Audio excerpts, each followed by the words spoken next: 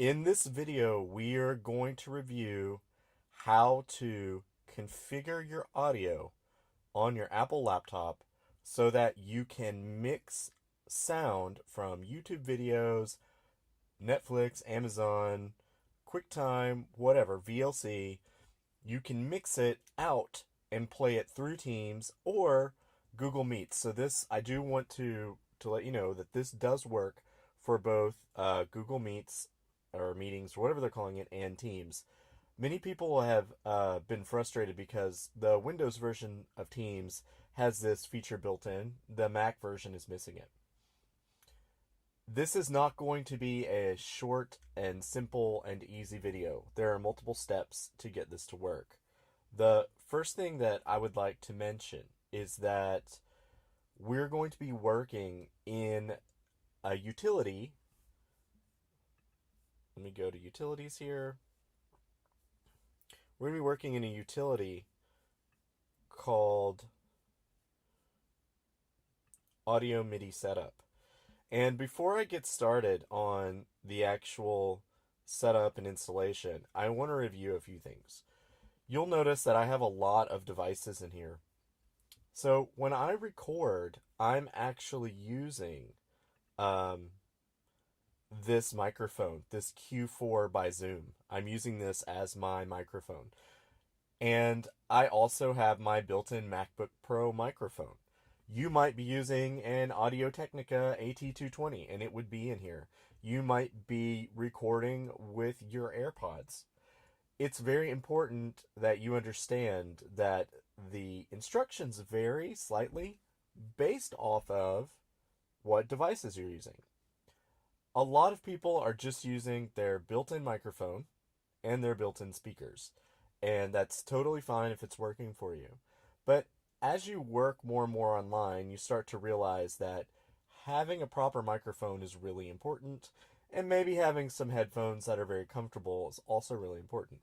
So I use these JVC Bluetooth headphones. They're very comfortable, and so in my audio setup, you're going to see that I'm mixing my sound input with this Q4 microphone and my sound output with this JVC.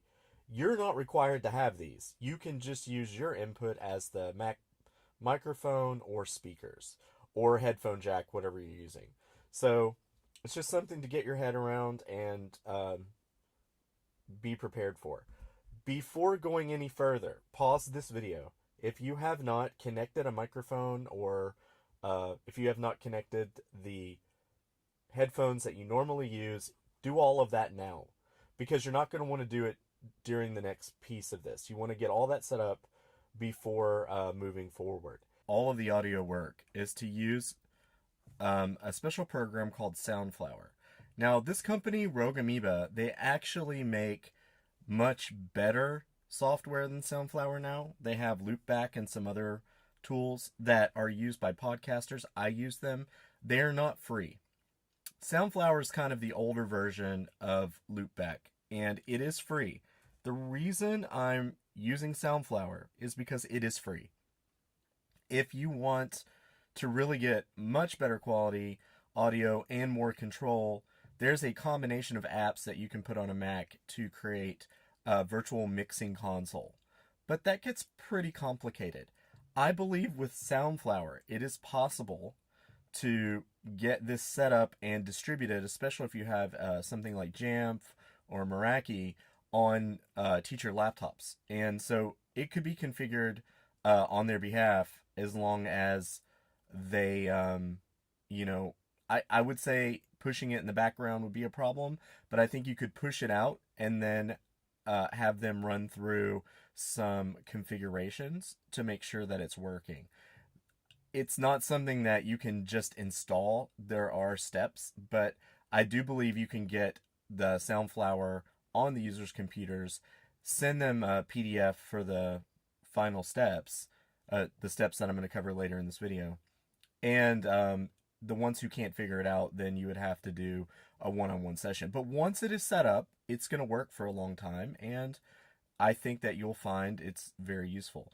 Now, this is a video that I pre-recorded because I'm using this tech all the time, so it was actually hard for me to uninstall it, reinstall it. So I actually recorded this on another Apple that I don't use for work, and I'm going to be talking over this video as it's playing.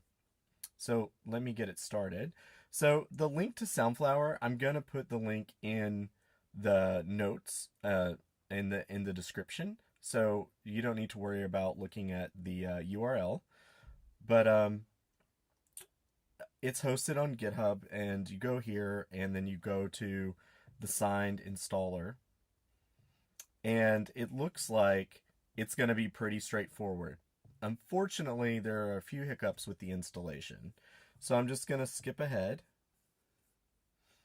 Okay, so after it's downloaded and you open the DMG file, this is what you need to do. Let me pause it right here.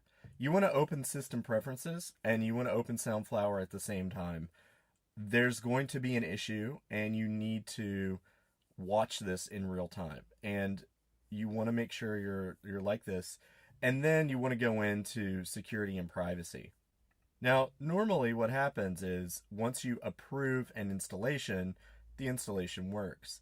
With Soundflower, you have to hit Open Anyway, let the installation fail, and then do it again. I know it sounds crazy, but it's the only way that it seems to be working if you're running Catalina. Once the installation is successful, close the window. You can move the installer to trash, doesn't matter. And if you go into sound, you should see Soundflower 2-channel and 64-channel. So we're going to use the MIDI system built into Apple and build 2 new devices. So you want to go to Go, Utilities, and Audio MIDI Setup. Now you'll see I have something called Multi-Output Device, and you'll see that I have something called Mic Video Mix.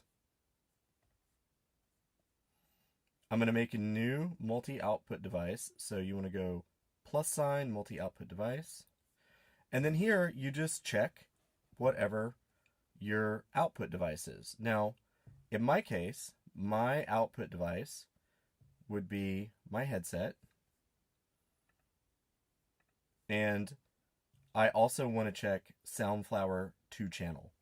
The reason I want to do this is because when I play a YouTube video for my students or my peers, I want to be able to hear the video at the same time they are hearing it. If I don't make this device, once I start playing the video, if I tell my system to use the Soundflower 2-channel output, then my headphones are going to cut out.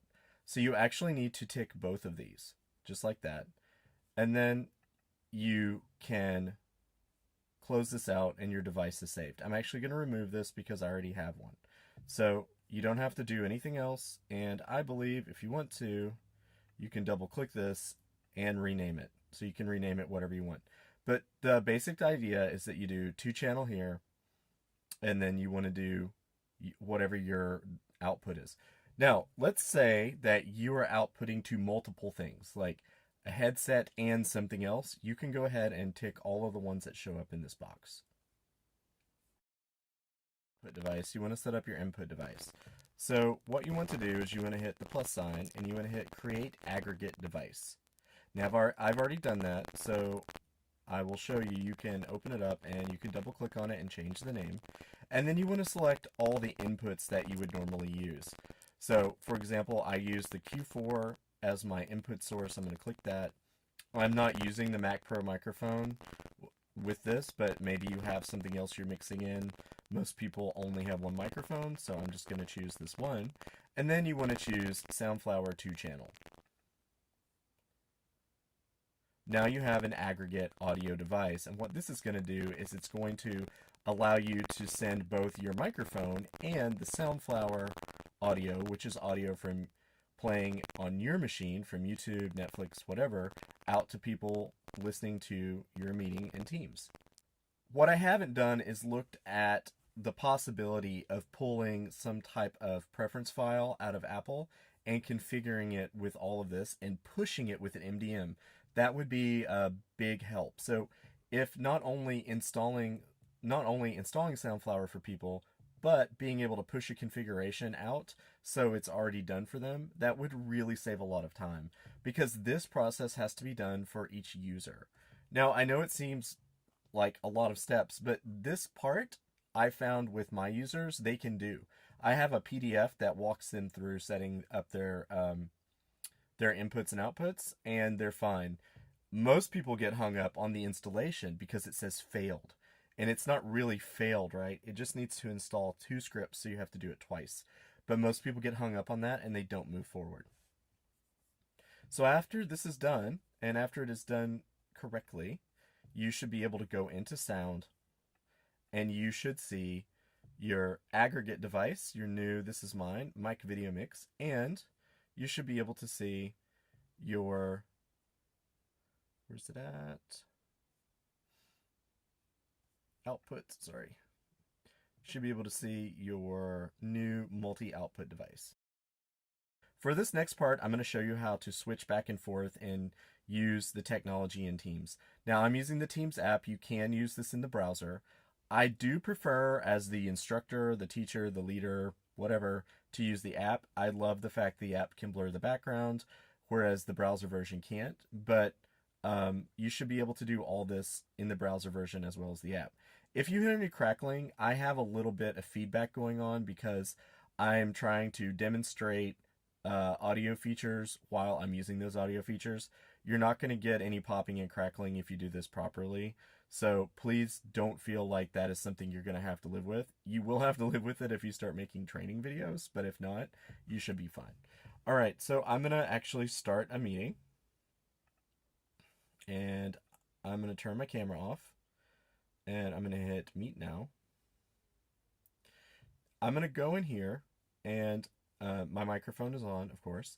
I'm going to go in here, and I'm going to go to Show Device Settings. In here, I'm going to choose, this will say Custom Setup, that's fine. Multi-output device, that's fine. Now, we set up this mixed aggregate called mic video mix. I set this up. When I've left this on as the default, I have had issues. And so at first, I just set up the speaker, and I went in here and I would just manually switch between the microphone and the 2-channel output. So this is me speaking, and this would be my videos. But what was happening is sometimes it wouldn't switch. It just wouldn't work. And I figured out that what has to happen is for this to work properly, and this is in Teams and Google Meets, for this to work properly and all the time, you have to have this set, just like we reviewed. You have to have this set as mic video mix. I'm going to drop this back down. I'll explain in a minute. And then you have to have this output set. The reason I'm not leaving it up here is because I want to avoid the crackling that's occurring with the feedback I'm getting. Again, this is because I'm recording. You won't have this problem. So you want to set it like this. And when you set it like that, you can switch between these two.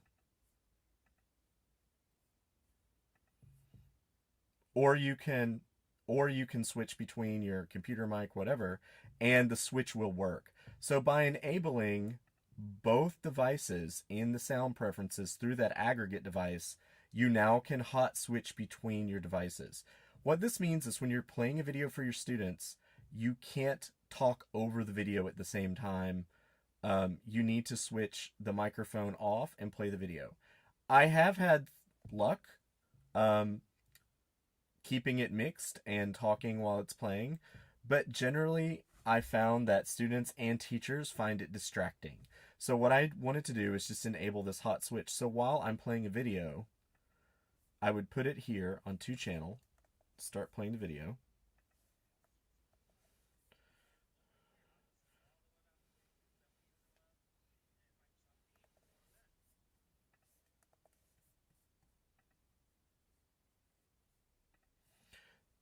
you should have seen the video audio bouncing in the levels, so you know it's working. Now, the next thing that I do is I make sure the video is in its own window. So I want it in its own window. I don't want a window full of tabs. I just want the video dedicated.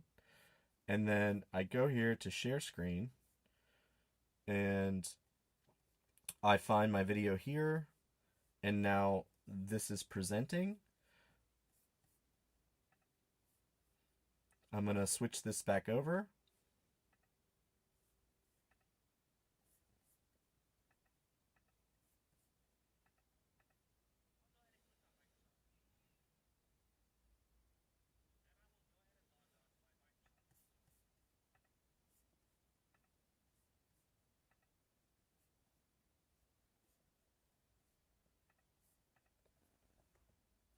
And that is the general concept. The general concept is uh, prepping your video content, turning the audio on, sharing your screen, and hitting play.